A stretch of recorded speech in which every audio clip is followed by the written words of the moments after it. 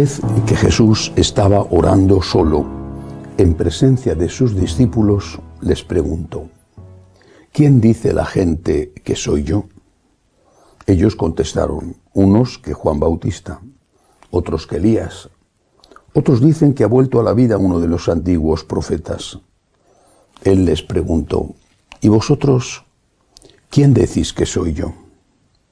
Pedro tomó la palabra y dijo: el Mesías de Dios. Él les prohibió terminantemente decírselo a nadie y añadió: el Hijo del Hombre tiene que padecer mucho, ser desechado por los ancianos, sumos sacerdotes y letrados, ser ejecutado y resucitar al tercer día. Palabra del Señor. Gloria a ti, Señor Jesús. He leído que los judíos consideran incluso más importante hacer preguntas que tener respuestas. Bueno, Jesús judío hacía preguntas. Esta vez en este Evangelio aparece una de ellas. La hace a sus apóstoles. ¿Quién dice la gente que soy yo? Y creo que nosotros también tenemos que hacernos preguntas. Es interesante hacérselas.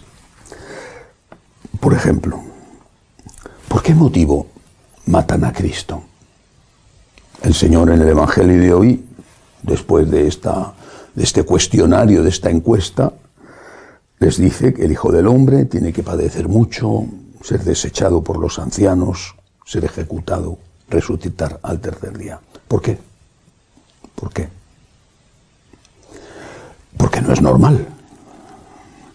Te encuentras con una persona que hace milagros, que lleva una buena vida, no lleva una mala vida de pecador, lleva una buena vida, una vida honesta, ejemplar, hace milagros, cura enfermos de todo tipo, multiplica los panes y los peces, incluso resucita muertos. Este señor es fantástico. Al margen de la fe que se tenga en su divinidad, este señor es extraordinario. Alguien que hace milagros, que cura enfermos, que resucita muertos. Esto es extraordinario. ¿Por qué matarle? ¿Por qué matarle? Esta pregunta es necesario hacérsela. ¿Por qué mataron a Jesús? ¿Por qué? Claro que hay una primera respuesta, y creo que es válida.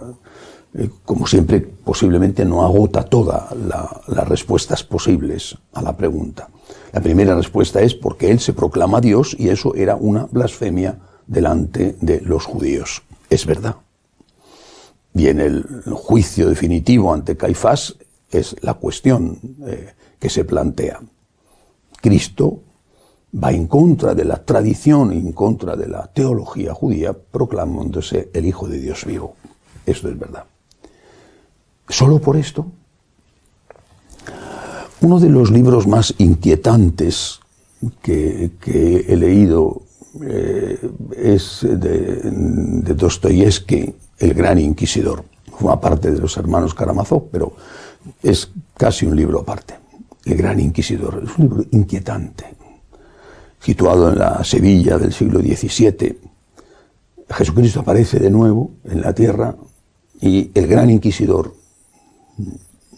le manda crucificar otra vez, le manda matar otra vez. ¿Por qué?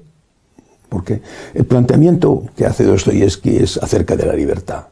Considera la libertad como algo peligroso para la estructura. Por supuesto, no es que Jesucristo traiga una libertad destructiva. Bueno, el planteamiento en el fondo es: a Jesucristo le mataron porque iba contra la estructura. La estructura de aquel momento, del templo, de la religión judía, del templo, no solo de la religión. Y así lo dicen los sumos sacerdotes cuando han decidido dar muerte a Jesús, no en el juicio, cuando Caifás dice: conviene que muera uno para salvar el pueblo. Si esto no lo paramos, vendrán los romanos y nos destruirán el templo, como así de hecho ocurrió 40 años más tarde. La estructura. Jesucristo ponía en peligro la estructura. Pero no porque predicara y practicara el libertinaje, nada más contrario a nuestro Señor que eso, o no porque predicara y practicara el amor, porque el amor que predicaba Jesucristo no era el amor que hoy muchos entienden que es realmente lo opuesto al verdadero amor. Pero sí iba contra la estructura. Entonces ahí debemos preguntarnos, ¿por qué persiguen a Jesucristo desde fuera de la iglesia y desde dentro de la iglesia? ¿Por qué lo persiguen? Porque va contra la estructura. ¿Cuál es la estructura? El nuevo orden mundial. ¿Cómo persiguen a Jesucristo? ¿Por qué los cristianos, es algo demostrado, reiterado, por qué los cristianos son el grupo religioso más perseguido en el mundo? ¿Por qué la cristianofobia? ¿Por qué? ¿Y por qué determinados cristianos y no otros son perseguidos? ¿Por qué? Porque estamos contra la estructura del nuevo orden mundial. ¿Y por qué estamos contra la estructura?